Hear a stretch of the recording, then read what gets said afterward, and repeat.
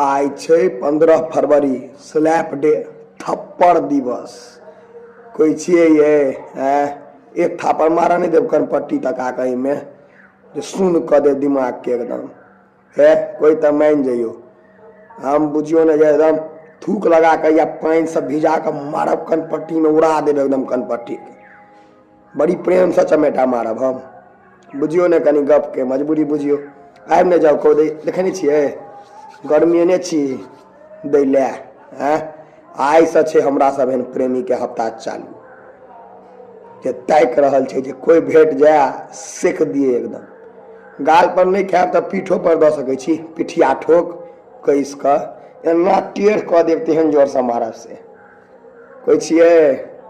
Comment में कहब अगर कोई एहन है जिनका प्रेम भाव हुआ चमेटा खा के तो जरूर बताएब। आब हम अहाँ के बुझियो ने एकदम दिल से कह रहल छी जे तेहन थापड़ हम अहाँ के मारब जेहन थापड़ अहाँ कहियो नहीं खेने है आ भ सकैया भविष्यों में अहाँ थापड़ कहियो नहीं खाएब से अजोध चमेटा देव से जोर से मारब मिर्गी तिर्गी लाग जात।